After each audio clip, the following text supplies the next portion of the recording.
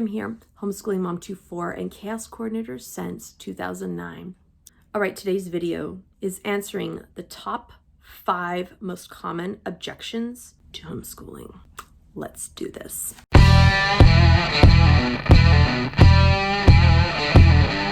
Who is this video for? This video is not to demean those who have chosen to send their kids to traditional schooling.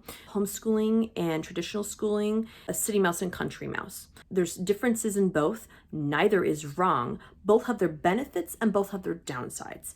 So you can't say one is better than the other. What you can say is this is better for us. This is where we chose to be, and where you chose to be is also okay. And there just needs to be a mutual respect for it. This video is for those who would like to homeschool or having to deal with people who are poo-pooing homeschooling. Number 1. Socialization. I will answer it the way I answer it. When else in life, outside of school, are your kids going to be in a room all day with people the exact same age and social development as them? Never. That doesn't happen beyond college. And even in college, it starts to vary a little bit. The real world is a household full of people of varying ages. My kids have lots of friends. They're as social as their parents are. Make an effort to go places for them to make friends. Now, my daughter doesn't get to see her friends every day, so that's one of the downsides. But she also doesn't have to deal with cliques and the nastiness. She doesn't have to worry about that. And I love that. I would not change that for the world. You'll find random homeschoolers. One of our favorite families, we met at a park. It does take time. We're 4 years in and we have plenty of community now.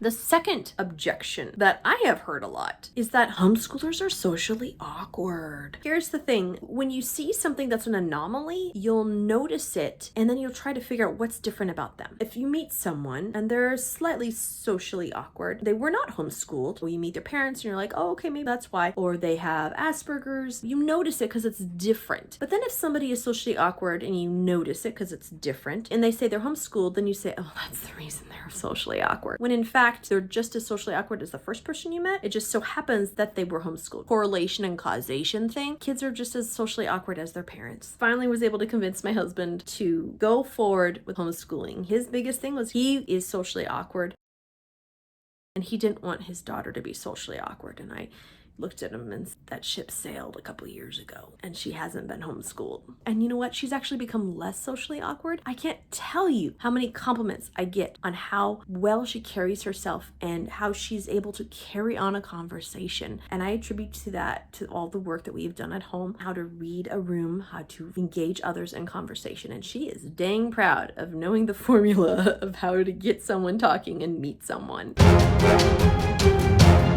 The third objection is that they don't want their kids missing out the experience. I liked the experience. I don't want them to lose out on the experience. This is the city mouse and the country mouse thing again. It's not what are they missing out on, it's what do they get to do. I think my kids are missing out. Down below, I'm going to link to Thousands of Roots and Homestead Living. I watch their kids and I think about how much my kids are missing out because they don't have chickens and don't know how to milk a cow and they don't know how to build, and they live out in the country. It's something we could never do in the city. It's all perspective. It's not what are they missing out on. It's what is going to be different that's beneficial. Focus on what the other kids are missing out on. So your kids are missing out on a lot of socialization with friends. Yes, that's very true. But those kids are missing out on a lot of socialization and connection with their parents. That's the trade-off. One's not better than the other. One fits a family better than the other. That is not to say that you cannot connect with your parents if you go to the traditional schooling. I was traditionally schooled and I absolutely love my parents. I see them almost every day and I want to take care of them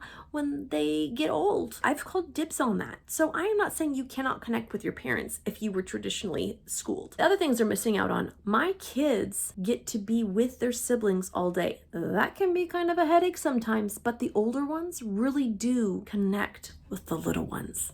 You can connect with the little ones if you're traditionally schooled. I have 2 sisters. One is 11 years younger than me and one is 19 years younger than me. And those were my babies. You get more of that if you're homeschooled. life skills, these skills that you could hone in on in at homeschool setting that you would miss out on at school because you can hone in on lots of other skills that you couldn't do at a school. Here's another one. Naps. Kids in traditional school get in trouble for napping. My kids get a happy mom when they nap.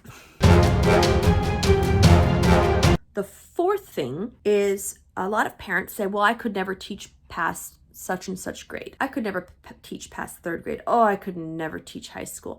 And the idea there is that you can't teach what you don't know. That's not a thing. You have the internet now. Co-ops, books that the kids can read. Think about it this way. You went to traditional school and you were taught certain things beyond fourth grade. Or you were taught things in high school, but you didn't learn them. So you now want to send your kids to a similar institution and somehow they're going to do better than if you taught them? Won't you just end up with the same result, that they also will not have learned what you should have learned? Definition of insanity is doing the same thing over and over again and expecting a different result. Think about that. Another thing is I get people that will say, oh, well, you were a teacher. Somehow that qualifies me to teach my kids. I was a high school Spanish teacher and I'm teaching elementary students. And I can guarantee you, if your child had a first-year teacher, that teacher didn't know what they were doing any more than you. I've been a first-year teacher 2 times because I was also a math teacher at one time, and then I became a Spanish teacher full-time. Let me tell you, I learned a lot in those first few years.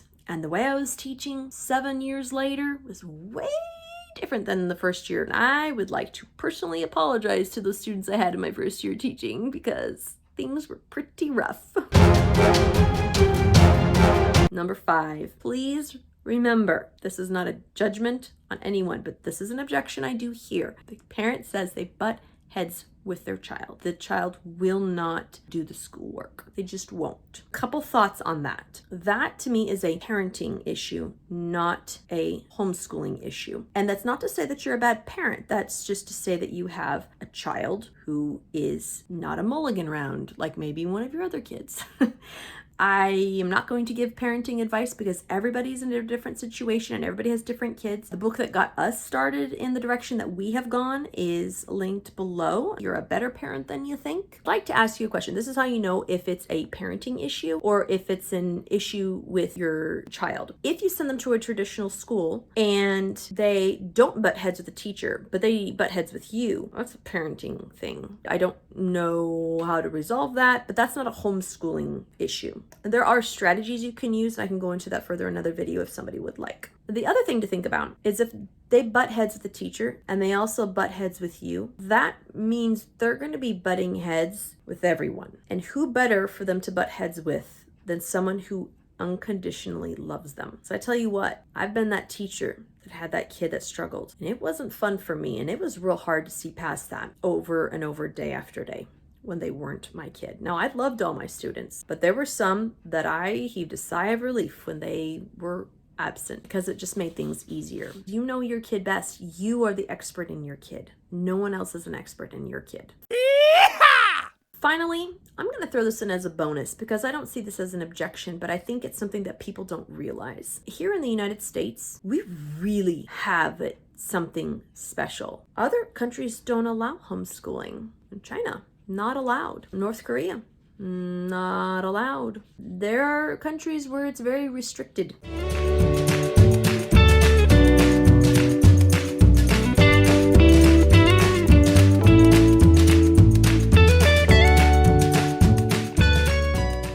Let me ask you something.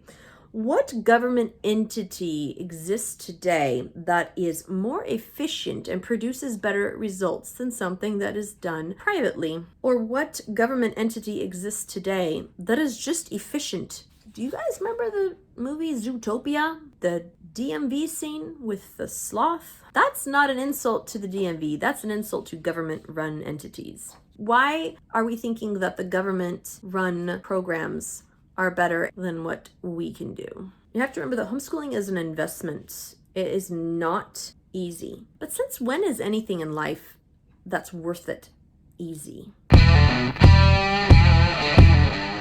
So those are my answers to the 5 most common objections to homeschooling. Let me know if you've heard any others, and I'll let you know how I would respond. Remember that it is okay to make mistakes. The important part is to learn from them. God bless.